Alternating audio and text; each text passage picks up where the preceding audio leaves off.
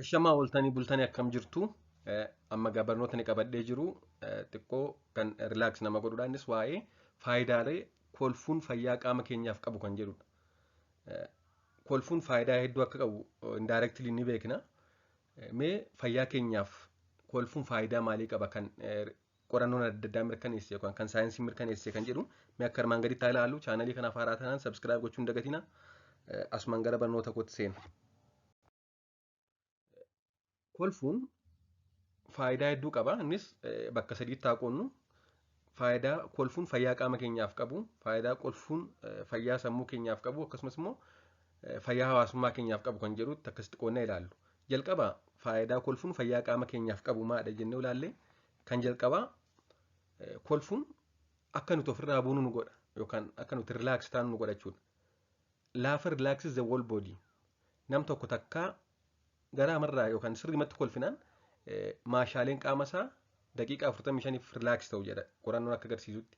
A good healthy laugh relieves physical tension and stress, leaving your muscle relaxed for up to 45 minutes. Garbiraan kolfuun dhukkubarraa kan nutti san seelonni garaagaraa akka jabaatan gochuudhaan ittisoo qaama keenya jabeessa. Laughter boosts the immune system. Laughter decreases the stress hormones and increases immune cells and infection fighting antibodies. Wantoota qaama keenya miidhan dhibeewwan daddarboo isaa ta'u kanneen biroo akkasumas immoo hormoonii dhiphuu yookaan cinqii nutti fidan waan akkasii nurraa hir'isuudhaan akka nuti dhibeewwan adda addaaf hin saaxilamne nu taasisa jechuudha kolfuun. Kana malees yeroo kolfinu hormooniin indoorfiin jedhamu akka maddu ta'a. Qaamni keenya akka kana oomishuu taasisa jechuudha. Hormooniin kunis egaa akka fayyummaan nutti dhaga'amu kan godhuu fi yeroo muraasaaf dhukkubbii yoo qabaanne akka qaama keenya irraa irratti taasisa. Laughter triggers the release of endorphins and the body's natural feel good chemicals jedhama. Endorphin kan jedhamu kun akka nuti qaamni keenya gaarummaa nutti dhaga'amu comfortable akka taanu taasisa jechuudha. Endorphin promote overall sense of well-being and can even temporarily relieve pain. Dhukkubbii nurra jirurraa akka xiqqoo nurraa irratti taasisa jechuudha. Kana malees fayyummaa onnee keenyaaf illee ni gargaara. Fayyummaa onnee keenyaa ni eega. Hiddi dhiigaa keessuma kan dhiiga gara onnee geessan hojii isaanii utubuun dhiigni gara onnee haalaan akka dhaqu taasisa. Laughter protects the heart. It improves the function of the blood vessels and increases blood flow, which can help protect your body against heart attack and other cardiovascular problems. Kanaaf ni fayyada jechuudha. Kana malees kaaloorii gubuuf ni fayyada. Kaaloorii gubuun ulfaatinni qaamaa hamaa ta'e akka hin godhanne gahee mataa isaanii taphata jechuudha. Kana jechuun egaa sosochii qaamaa gochuu hin qabnu, wantoota ulfaatina qaamaa hamaa nutti fidan ittisuu hin qabnu jechuun ta'in kolfuun illee hanga ta'e kaaloorii qaama keenya gubuuf ni fayyada. Namni daqiiqaa 10 hanga 15 kolfee kaaloorii 40 gube jedhama. Laughing for 10 to 15 minutes a day can burn approximately 40 calories, which could be enough to lose 3 or 4 pounds over the course of the year. Akkasumas qorannoowwan tokko tokko akka agarsiisanitti namoonni kolfuu baay'isan kanneen kolfuun baay'isan irra umurii dheeraa akka jiraatan agarsiisu. Laughter may even help you to live longer. Biyya Noorweeyitti qorannoon hojjetame tokko kana sirriimatti agarsiisa. Keessumaa namootni dhibee kaanseriidhaan dhukkubsatan baay'ee akka kolfan gorfamu jechuudha. Mee kolfuun fayyummaan sammuuf qabu haa ilaallu. Kolfuun gammachuu nuuf dabala. Kun immoo egaa namni tokko yeroo kolfu akkuma beekamu hin aaru, hin gaddu. Kanaaf gammachuu qaama keenyaaf dabala. Laughter stops distressing emotions. You can't feel anxious, angry or sad when you are laughing. Gammachuun immoo egaa guddina sammuu keenyaaf fayyummaa sammuu keenyaaf baay'ee fayyada jechuudha. Akkasumas immoo bibir'annaa fi sodaa nurraa fageessa. Dhiphina sammuus ni fura. Rakkoo gaddoo kan gidiraa keessatti illee akka dandamnu nu taasisa. Akkasumas dhiphina sammuurraa bilisa nu baasa jechuudha.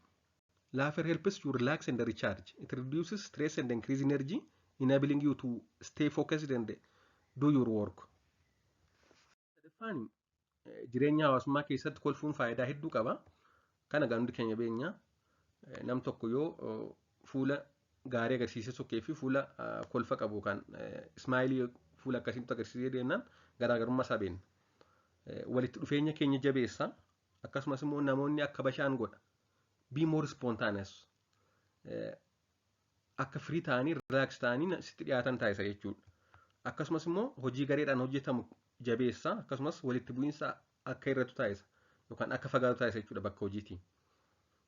Kana malees egaa ciminni tokkummaa garee tokkoo keessa jiru bakka hojiitti akka inni jabaatu taasisa. Akkasumas of ittisuurraa bilisa ta'uu yookaan release inhibitions your fear of holding back is pushed aside. Bilisa taanee hojii keenya akka hojjennu osoo waan yaaddeen osoo hin dhiphatiin ofirraa buunee bilisa taanee akka jiraannu akka hojjennu taasisa jechuudha. Kana malees egaa dhugaa keessa keetii yeroo sitti dhaga'amu akkaataa itti ibsattu keessaa tokko kolfuudhaanidha. Dhugaa keessa keenyatti dhaga'amu baasnee ibsachuuf ni gargaara. To express our true feelings. Deeply felt emotions are allowed to rise to the surface. Karaa kolfaa yeroo baay'ee nam tokko kolfuu hammam akka keessatti dhaga'amee agarsiisa jechuudha. Akkuma baay'ee boo'uun aarii agarsiisu, gadda agarsiisu, baay'ee kolfuunis immooshinii gammachuu fi nama bashannansiisu tokko akka itti dhaga'amee agarsiisa. Akkamittiin carraa kolfuu uumna kan jedhu carraa kolfuu akkamitti akka uummatu akkamitti akka kireet godhu abbaama sanatti uummata. Fakkeenyaaf wantoota kolfa ta'an TV yookaan fiilmii adda addaa irraa ilaaluu yookaan daawwachuu akkasumas immoo namoota qoosan waliin yeroo dabarsuu yookaan ooluu namoonni tokko tokko kireetiiviidha qoosaa hedduu danda'u baay'ee kan nama kofalchiisu namoonni akkasii jiru isaan akkasii wajjin yeroo dabarsuu jechuudha. Akkasumas wanta nama kofalchiisan dubbisuu suura nama kofalchiisan ilaaluu yookaan bakka nama kofalchiisan deemuu akkasumas immoo hiriyoota waliin wal arguun qoosaa beekan waliif qooduu ijoollota fa'aa ijoolleen yeroo hedduu bashannanuu jaallatu isaan wajjin yeroo dabarsuudha. Kanaafuu gaa walumaa galatti kolfuun fayyaa qaama keenyaatiif, fayyaa sammuu keenyaatiif, fayyummaa jireenya hawaasummaa keenya keessatti qabnuuf gahee guddaa qaba waan ta'eef haa kolfnu jecha. Mata duree kanarraa asumarratti xumuraa waan na duukaa turtaniif galatoomaa turtii gaarii.